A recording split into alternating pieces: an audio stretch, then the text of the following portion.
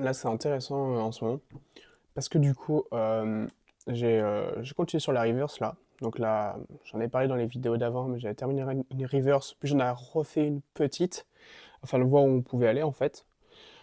Du coup, là, je suis à 3700, c'est le troisième jour. Euh, et du coup, je perds encore du poids. Comment je le vois, parce que je me pèse pas.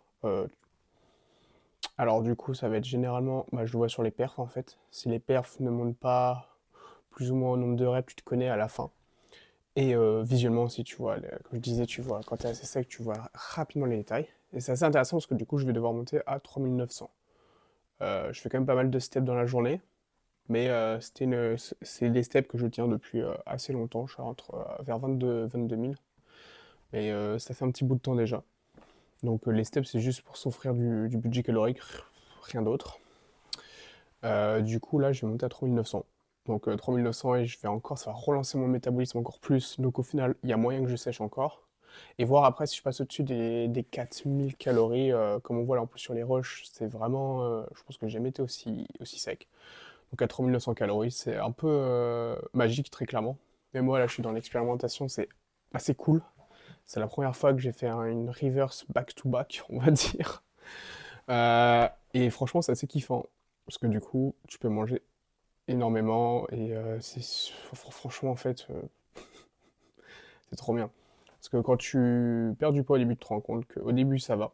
Pourquoi déjà même avoir du budget calorique et manger autant? Bah, ça fait qu'en fait, quand tu veux sécher, tu restes assez haut en calo au final. Tu descends pas si bas, je descends jamais en dessous de 3000 calories. Ce qui est assez cool dans l'aventure en fait. Au début, j'étais descendu, tu dois descendre assez bas au début, faire 2004 et tout, parce que bah, ton métabolisme est à chier, on va dire, très clairement.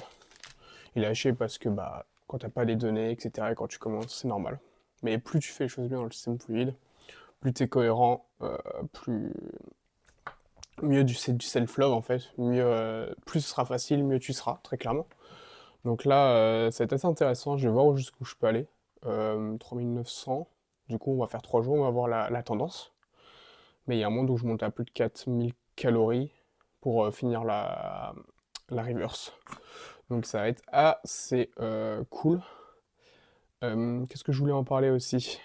Euh, Bah de ça en fait, très clairement, on a une vision où genre déjà manger plus de 3000 calories et bon, 3000 calories au final on se rend compte, voilà, 3000 calories on se rend compte que pour la plupart c'est une prise de masse très clairement.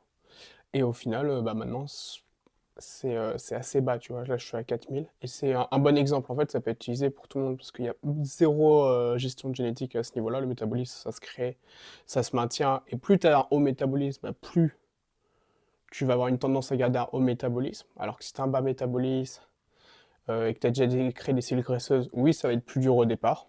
Ah, tu pars de plus loin, on va dire. Mais au final, sur le parcours, comme diraient les anglophones, the journey, euh, bah, si tu prends le voyage vraiment en important, c'est pas le résultat. Tu vas arriver à des points où en fait, la vie, la pression de la vie en tant que culture physique surtout, bah, en fait juste pour sentir bien dans son corps, elle va être vraiment très appréciable.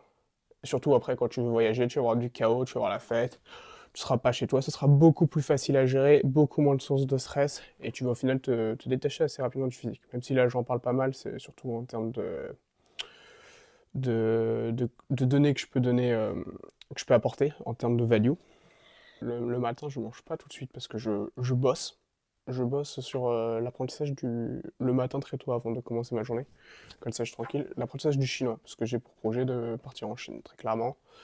Et par, avec avec le ministère français, en fait, pour donner des cours de français à des Chinois, parce qu'à côté, j'ai des diplômes pour enseigner aussi, en fait, très clairement. Donc, dans l'éducation.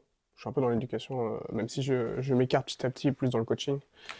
Mais du coup, je vais donner des cours à des étudiants chinois, que ce soit d'université, de lycée, etc.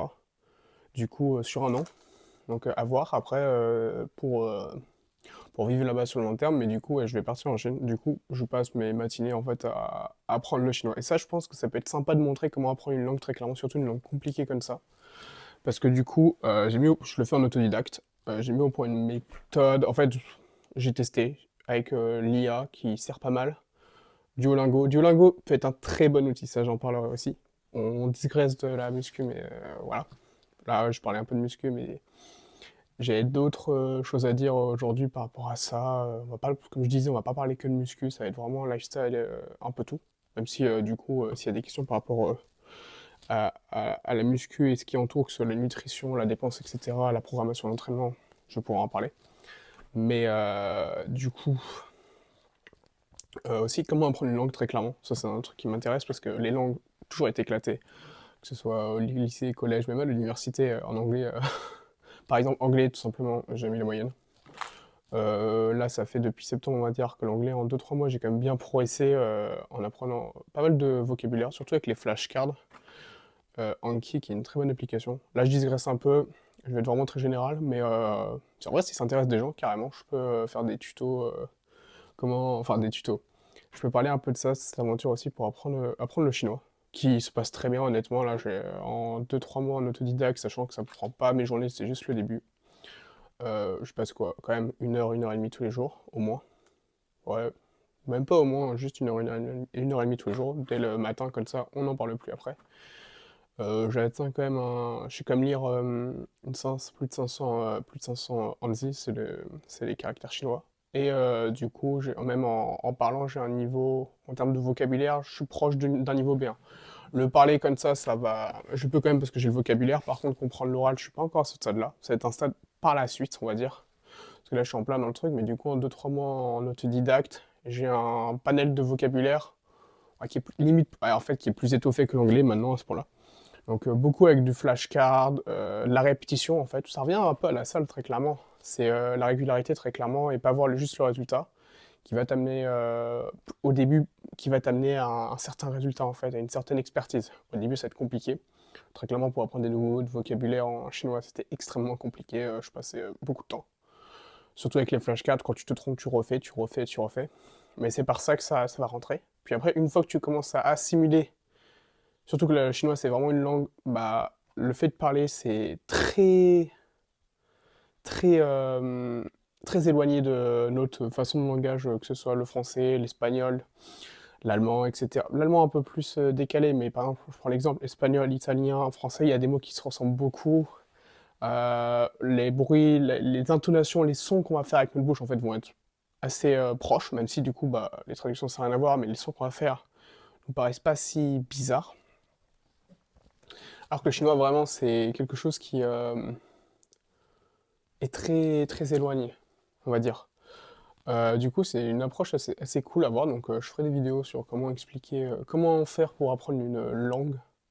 Dans mes vidéos en fait que je ferai, donc de muscu et tout, je parlerai des fois si ça intéresse des gens. Et même, je pense que je le ferai un minimum.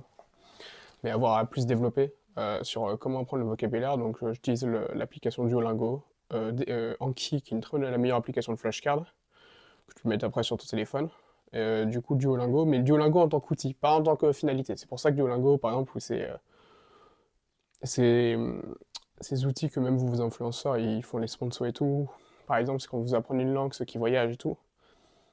L'application en soi est bien, elle va t'apporter du vocabulaire, mais si tu traînes que sur l'application, c'est pas là où tu vas choper sur le long terme un certain niveau, en fait. Donc, faut l'utiliser en tant qu'outil. C'est Duolingo qui m'apporte le vocabulaire, les notions, etc. Et moi, à côté, bah, tu vas noter en fait tous les mots de vocabulaire. Tu vas repasser par l'IA pour faire les bonnes traductions, surtout pour le chinois, ce qui est assez compliqué. Puis après, apprendre aussi à paramétrer Anki, très clairement, mettre les flashcards, comment les mettre sur l'application, etc. Ce qui est assez compliqué. Et même s'organiser en fait, très clairement. Je suis passé par pas mal de problèmes, du coup, pour arriver à ce niveau-là. Mais on va dire que je suis à peu près à 25 nouveaux mots de vocabulaire tous les jours, on va dire, plus ou moins en chinois depuis ouais, 2 mois, 2 mois et demi. Alors en fait, j'ai trouvé mon rythme de croisière petit à petit. Et du coup, maintenant, je passe à peu près 1 heure et demie. Donc il y a deux termes, je vais apprendre en rapide, on va faire rapide. En chinois, il y a deux façons le langage. Le Hanzi, ça va être les caractères chinois, en fait, on comprend rien, voilà. Et le pinyin, c'est la version, en fait, c'est la traduction écrite pour faire le Hanzi au pinyin. Donc ça va être la version orale, en fait, comme on va le dire, donc qui va être écrite, pour après passer du coup à la traduction, par exemple, en français. Donc on va dire que par jour, je suis entre 400 et 500 flashcards pinyin français-anglais. Comme ça, je mets les traductions aussi français-anglais, parce que des fois, il y a des mots qui sont mieux expliqués en anglophone qu'en francophone. Et du coup, voilà. Donc j'en ai à peu près 500 par jour. Plus le Hanzi, là, il faut que je rajoute les nouveaux. Mais je suis à peu près à une centaine à chaque fois. Donc de termes chinois que je dois trouver à quoi ça correspond. Donc au début, très très compliqué. Mais petit à petit, ça marche très bien. Et petit à petit, t'engranges énormément. Tu commences à t'habituer aussi à la langue, ce que je peux voir. Mais en fait, c'est ça pour toutes les langues.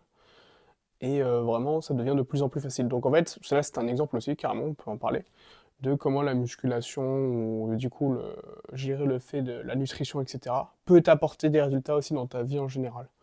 Donc franchement, les langues, ça n'a jamais été mon truc, j'ai jamais kiffé. Et c'est vrai que là, en fait, si tu appliques la même méthode et la même régularité que tu fais à la salle de sport dans ta nutrition pour prendre soin de ton corps et de ton